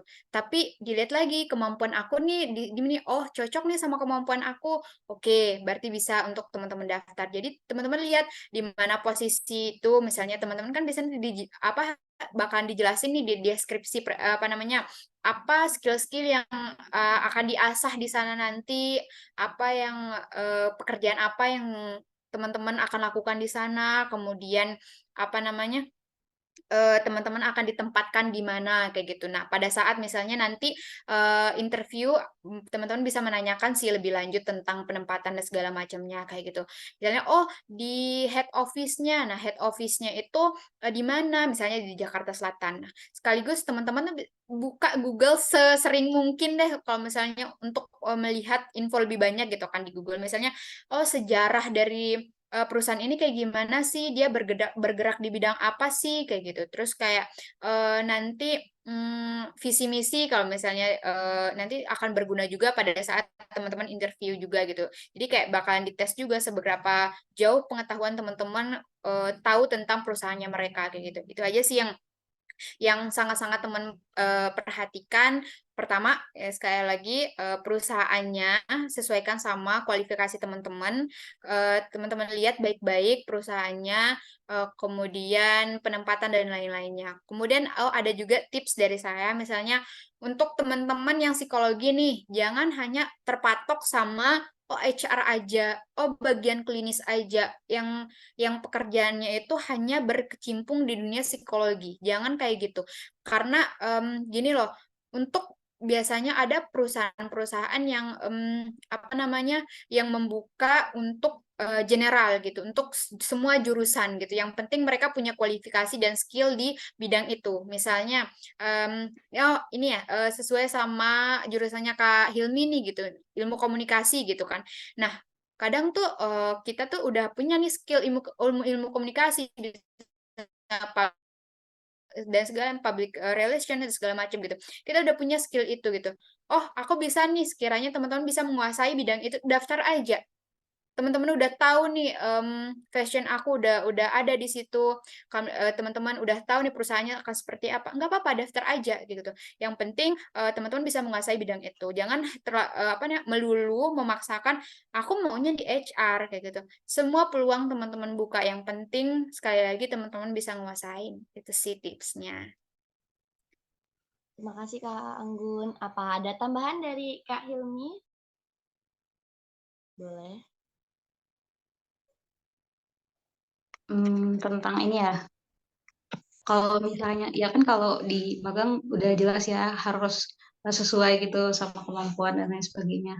Nah kalau misalnya di SI, ya balik lagi kita paling waktu interview ditanya, misalnya mau belajar IT, sesuai nggak, misalnya laptopnya eligible nggak buat dipakai coding dan lain sebagainya gitu. Terus kalau kayak saya juga di digital marketing gitu, emang bisa desain atau enggak, kayak gitu-gitu paling yang ditanyain gitu. Itu aja sih kalau untuk skill tambahan. Terima kasih Kak Hilmi. Nah, ini ada pertanyaan nih buat Kak Hilmi. Kak, untuk biaya transportasi atau sebagiannya untuk kegiatan ekspor ke luar kota seperti Jogja, Semarang, dan lain-lain, dan Singapura, itu biayanya pribadi atau perusahaan?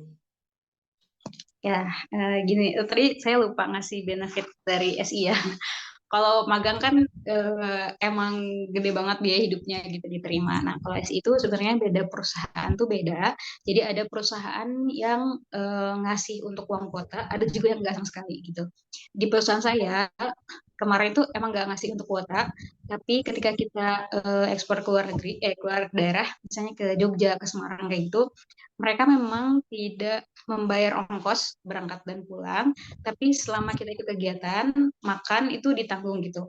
Kalau untuk tempat tinggal, kemarin karena kan yang ikut SI ini se-Indonesia ya gitu. Jadi setiap daerah yang kita kunjungi itu pasti ada mahasiswa SI di sana gitu. Jadi kita bisa nginep di teman SI di sana gitu. Terus kalau makannya itu ditanggung. Misalnya kita ke Jogja selama 3 hari atau 5 hari gitu, itu ditanggung makannya.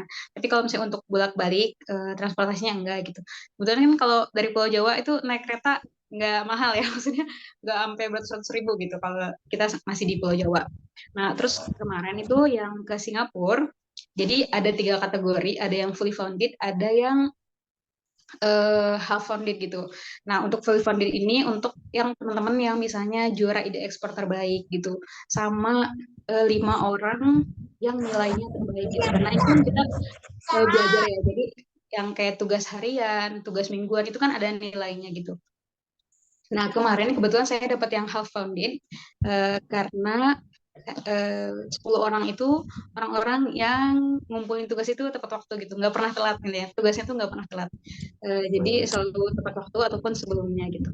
Nah, kita dikasih half funded, dikasih selama di sana tuh makan sama tinggal waktu di Singapura, jadi hotel sama makan yang dibayarin.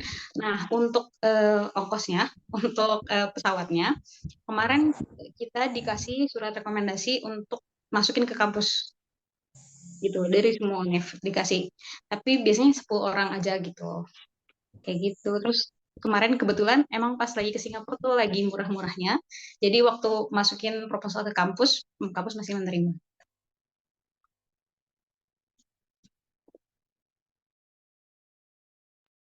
Terima kasih Kak Hilmi. Ini sudah gambar.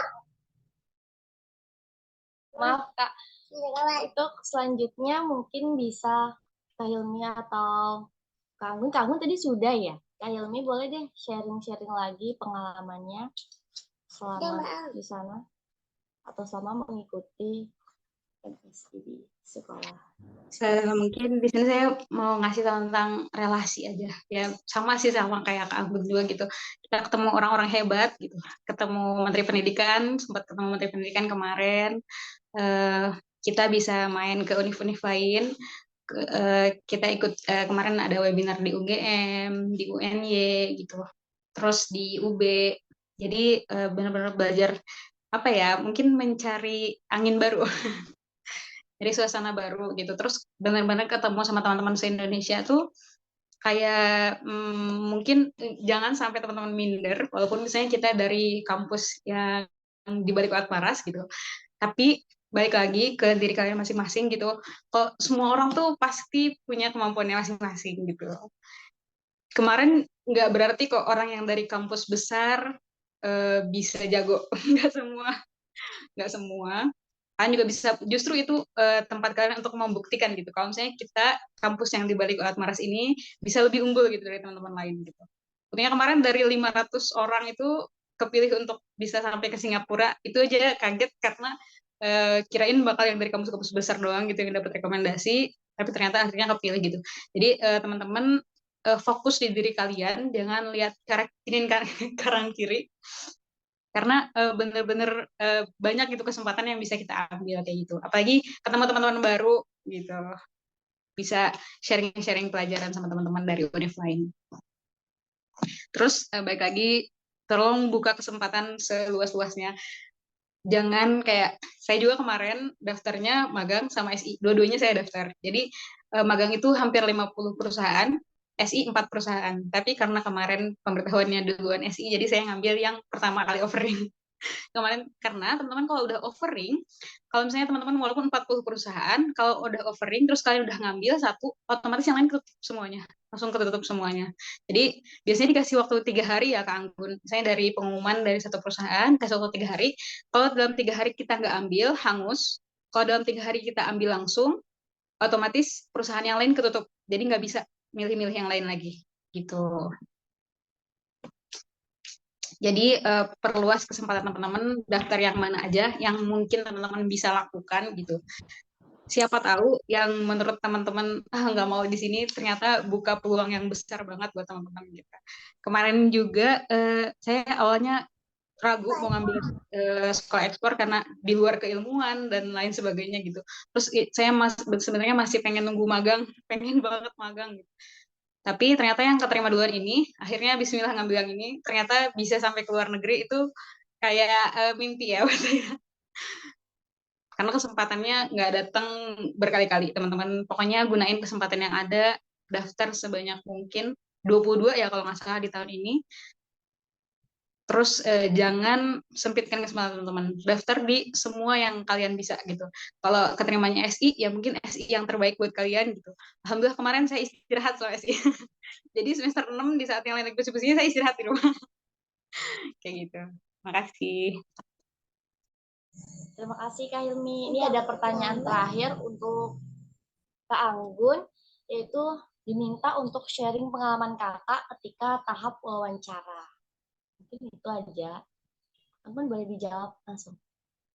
Oke, ini ada nih yang kelewat satu nih tentang CV ya dari Suci Nur Fajriyah ya gitu. Oke, jadi Waalaikumsalam warahmatullahi wabarakatuh. Jadi memang untuk CV itu yang satu kali upload ya. Jadi untuk satu CV itu untuk semua perusahaan. Tulisan A, B, C, jadi kayak teman-teman cuma ngupload CV satu kali, SR satu kali, SPTJM sama berkas-berkas yang lainnya juga cuma satu kali. Ya.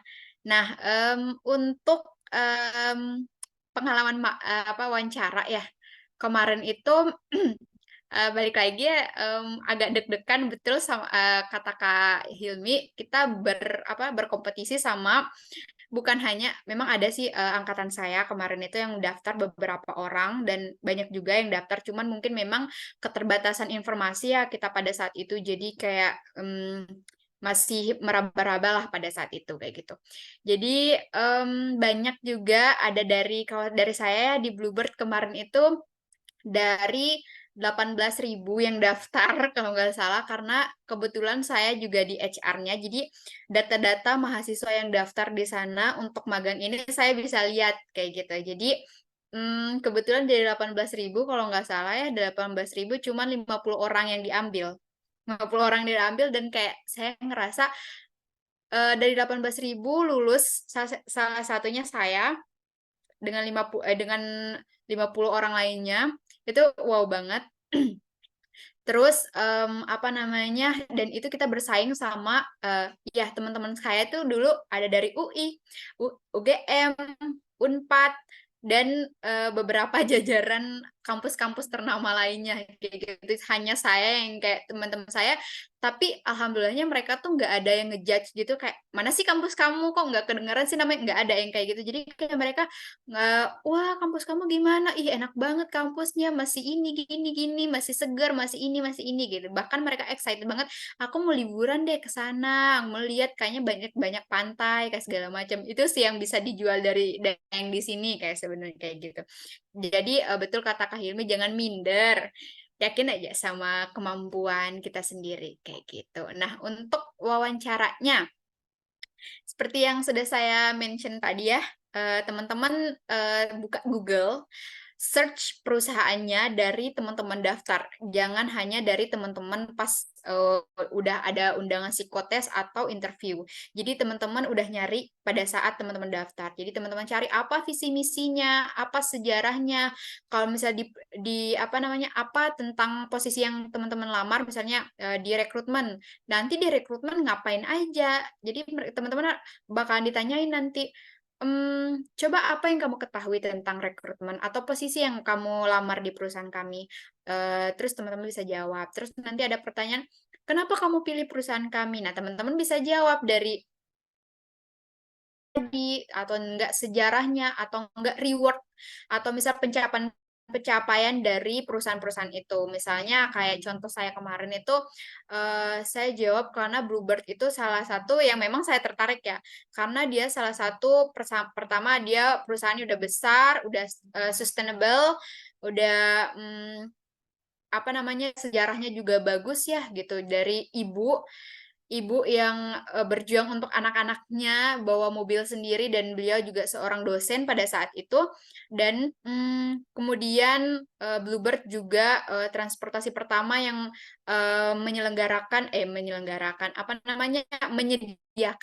menyediakan untuk disabilitas kayak gitu. Jadi kayak itu yang mau buat saya kayak Bluebird aja deh gitu. Karena memang kemarin itu pada saat di offering, saya itu ada 4 perusahaan yang udah menawarkan offering dan interview bersama saya. Tapi yang saya terima itu adalah di Bluebird. Jadi ada Bluebird, Gramedia, dan duanya itu adalah perbankan waktu itu gitu. Tapi kayak saya milihnya perusahaan Bluebird gitu, karena saya sudah mikir, oh ini perusahaan nih nantinya saya mikir oh bisa dijual nih namanya pada saat mau cari kerja gitu kan, nama besarnya Bluebird tuh bisa dijual kayak gitu di perusahaan-perusahaan lain. Itu sih nanti kalau misalnya kalau nggak salah saya masih punya catatan tentang kan saya nulis ya pada saat mau di interview itu saya tulis biar nanti kata-kata saya tuh nggak belibet. Dan kalau misalnya teman-teman juga boleh mempraktekkan tips ini, teman-teman nulis biar teman-teman kata-katanya nanti nggak belibet gitu. Jadi nanti deh kalau misalnya teman-teman mau nanti kayak saya coba share template-nya gitu atau misalnya kata-kata pada saat saya wawancara.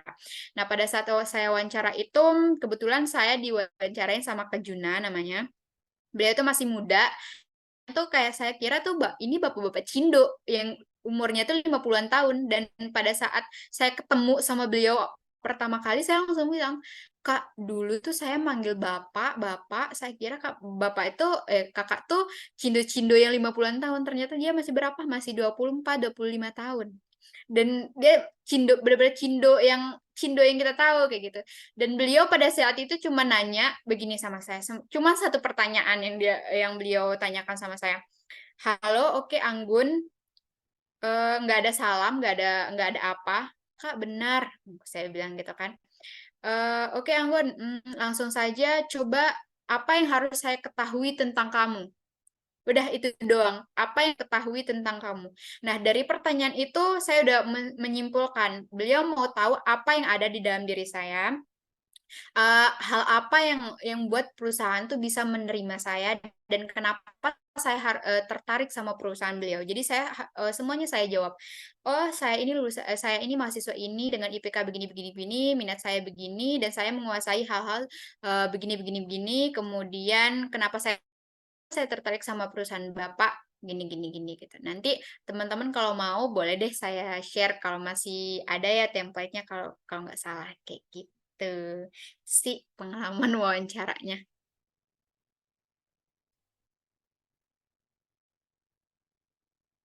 Terima kasih Kak Anggun. Ini ada pertanyaan satu lagi, apa mau dijawab bagaimana? Mengenai CV itu buat satu posisi aja atau gimana? Boleh Kak Anggun? Ini terakhir ya, teman-teman. Soalnya waktunya udah. Oke, dari Taskia ya. Untuk CV, sekali lagi, teman-teman hanya mengupload berkas itu 1 kali. Entah itu CV, SR, SPTJM, teman-teman hanya menguploadnya 1 kali untuk semua perusahaan. Jadi teman-teman lengkapi data, teman-teman klik, teman-teman lengkapi semua. nanti kalau misalnya teman-teman mau daftar, teman-teman tinggal klik doang. Klik daftar, kalau teman-teman udah baca, udah research, dan segala macam, teman-teman udah tinggal klik doang. Jadi cuma satu kali teman-teman ngunggah berkas. Itu yang pertama. Yang kedua, untuk tips ya, bikin CV, tadi saya udah ceritain kalau misalnya teman-teman boleh pakai CV ATS. Terus teman-teman bisa nulisnya secara singkat, padat, dan jelas dengan poin-poin. Kemudian teman-teman mention pencapaian teman-teman, kayak misal menyelenggarakan webinar kesehatan mental dengan berapa peserta, atau terus kayak teman-teman kalau misalnya jadi ketua, teman-teman bisa bilang, bisa taruh teman-teman ngelit beberapa tim atau beberapa orang, atau teman-teman misalnya jadi relawan juga bisa teman-teman taruh kayak gitu. Terus minat dan bakatnya teman-teman, skillnya teman-teman, dan kayak IPK-nya teman-teman gitu aja sih gitu. Terima kasih Kak Anggun untuk kita sudah banyak nih ngelewatin sharing-sharing pengalaman kakak. Boleh dong closing statement-nya dari Kak Anggun, Kak Hilmi, ataupun dari Pak Lukman sendiri. Singkat aja boleh. Terakhir saya ya, sebelum disampaikan statement oleh Hilmi dan Anggun. Jadi, ya. Halo, terdengar suara saya ya? Terdengar Pak. Terdengar Oh Pak. iya, baik. Jadi tadi kan di awal saya sampaikan ada perbedaan memang antara MSIB 5 dengan 4 ya. Kalau yang tadi yang disampaikan Anggun atau Hilmi itu masih natural ya. Nah di MSIB 5 kemarin itu, makanya kalau kalian perhatikan di bagian terakhir tadi saya sampaikan tuh saya itu mendampingi banyak program studi yang tidak relevan dengan jurusannya. Nah, saya coba saya bukakan sedikit biar nanti teman-teman ketika misalnya diterima dan ternyata penempatannya adalah tidak relevan dengan yang didaftarkan, itu adalah bagian dari proses maksud saya gitu. Biar tidak sekedar teman-teman tidak perlu khawatir gitu ini. Nanti ya saya sebentar ini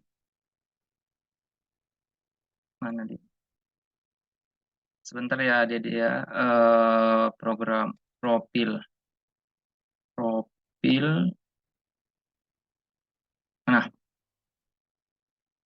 Nah, ini saya sampaikan sedikit ya. Tadi kan ada beberapa pertanyaan terkait dengan keterampilan apa saja yang didapatkan di magang. Nah, kalau kalian perhatikan tadi, saya itu mendampingi beberapa 50 mahasiswa dan sebagian besar setengahnya itu adalah tidak sesuai dengan program studinya gitu. Jadi kalau misalnya saya ditempatkan di DP3A PPKB, itu Dinas Pemberdayaan Perempuan, Perlindungan Anak, dan Keluarga Bencana ya. Keluarga Berencana di Kota Surabaya yang punya beberapa bidang yang didampingi, misalnya dari broadcast crew, kemudian adalah fasilitator Puspaga, pusat pembelajaran, ada lagi fasilitator pojok konseling. Intinya ini adalah pekerjaan-pekerjaan yang biasanya dijalani oleh teman-teman yang jurusan psikologi, sosiologi, antropologi, dan beberapa di antaranya manajemen gitu kan. Nah, beberapa di antara mahasiswa itu saya coba konfirmasi di lapangan itu mereka tidak mendaftar ini gitu, Dek. Dia ditempatkan oleh pusat itu berdasarkan jumlah kuartal gitu. Jadi mahasiswa yang diterima itu sekitar 23 ribu dan yang diterima itu adalah sekitar 7 ribuan, Dek. Jadi persaingannya begitu. Sehingga sebagian itu ditempatkan tidak sesuai dengan dengan pendaftaran di awal gitu. Jadi ini fakta-fakta lapangan yang kemungkinan tidak mengenakan, tapi ini harus saya sampaikan gitu. Itu yang pertama. Kemudian ketika kalian perhatikan misalnya di beberapa bidang ini kan dia tidak relevan sekali dengan program studinya gitu. Misalnya mereka jurusan psikologi ya, tapi yang dikerjakan itu adalah ilmu komunikasi gitu deh. Itu harus melakukan upload, meliput kegiatan, kemudian melakukan editing video dan seterusnya lah. Ini pekerjaan-pekerjaan yang sifatnya komunikasi gitu. Dan ini yang kadang-kadang harus diterima oleh si peserta magang itu. Itu yang pertama. Kemudian yang kedua, ini saya ingin tampilkan lagi kira-kira nanti ketika, tapi ini sebenarnya untuk Bapak Ibu dosen ya, tapi ini mungkin bisa jadi catatan bagi teman-teman nanti ketika ke depan itu. Nanti yang akan jadi ini adalah salah satu sebentar. Ini salah satu mana dia?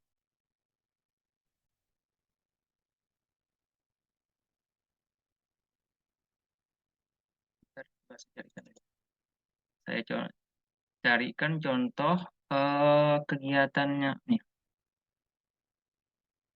Nah, terlihat tadi summary. Terlihat sinyalnya terlihat bentar. Oke. Masih sudah terlihat adik-adik di layar? Belum, Pak. Belum ya, belum ya.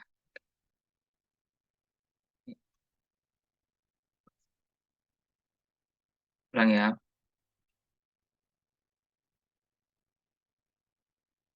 Oke.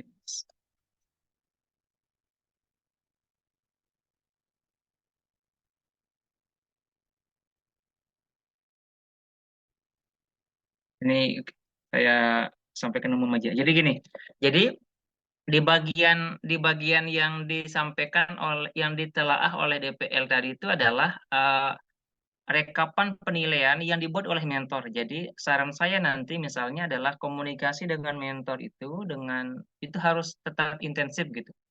Harus sering sehingga kalau dengan DPL itu tidak terlalu deh ya. Jadi kalau misalnya Anggun atau Hilmi itu dia komunikasi dengan DPL itu mungkin bisa saja ada yang intens, ada yang tidak. Tapi poinnya adalah kami sebagai DPL itu hanya melakukan rekapan dari logbook. Jadi penting bagi kalian tadi untuk membuat logbook sesuai dengan apa yang dikerjakan. Tadi juga Anggun sempat menyampaikan beberapa tips di dalam proses membuat logbook.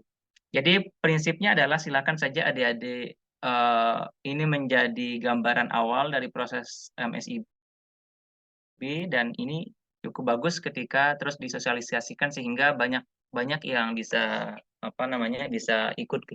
Dan syukurnya sekarang kita di UTS itu sejak 3 tahun terakhir sudah ada bidangnya gitu di bagian universitas sehingga informasi-informasi terkait dengan MSIB itu mulai diakomodir gitu.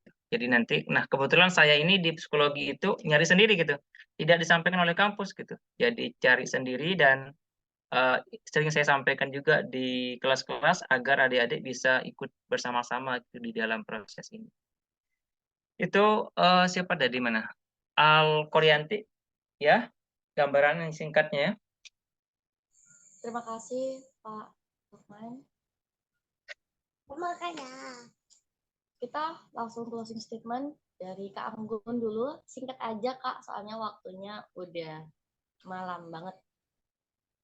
Oke, semangat banget kita ya sampai mau jam 10. Oke, kalau dari aku terakhir ya sebagai penutup, teman-teman daftar aja dulu, berusaha aja dulu.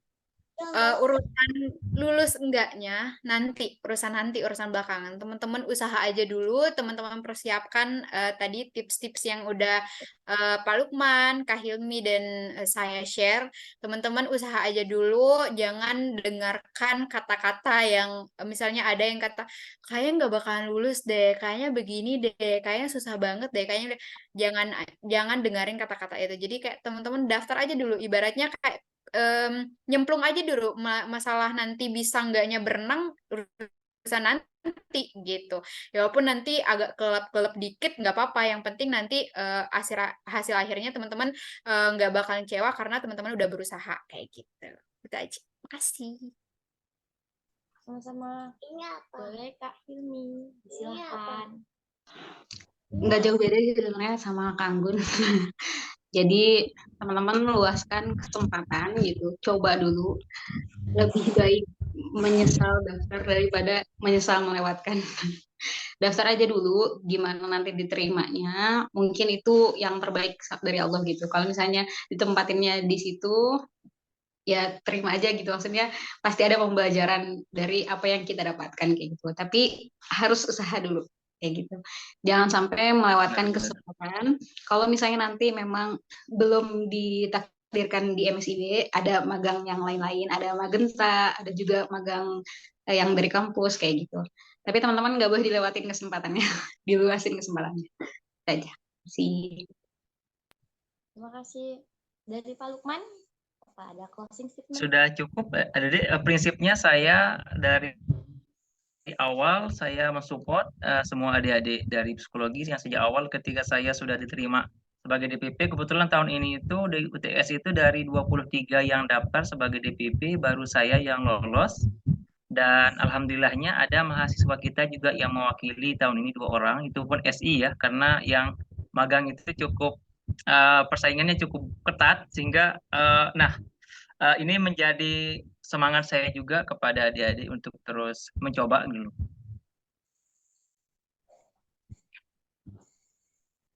Oke, sudah cukup ya. Oke, baik. Sebelumnya terima kasih kepada narasumber yang sudah meluangkan waktunya. Mungkin itu tadi akhir webinar kita pada malam hari ini. Kurang lebihnya saya mohon maaf. Saya selaku moderator pamit undur diri. Apabila ada kesalahan kata ataupun yang lainnya, mohon dimaafkan. Wabillahi taufiq wal hidayah. Wassalamualaikum warahmatullahi wabarakatuh. Assalamualaikum warahmatullahi wabarakatuh. Baik, saya izin ini ya keluar ya. Terima kasih ya panitia dan Hilmi dan Al-Kontari ya. Jadi mewakili dosen. Jadi saya ucapkan terima kasih banyak ya. Oke. Mudah-mudahan ini bisa dilanjutkan pada kegiatan-kegiatan sharing berikutnya, dan saya rasa teman-teman kita di psikologi itu banyak banget yang sudah kerja di dunia kerja ya, nanti bisa dimanfaatkan untuk sharing session dengan variasi yang beragam. Oke, saya izin keluar ya. Ya, Pak. Terima kasih Kak Hilmi, Kak Anggun, terima kasih.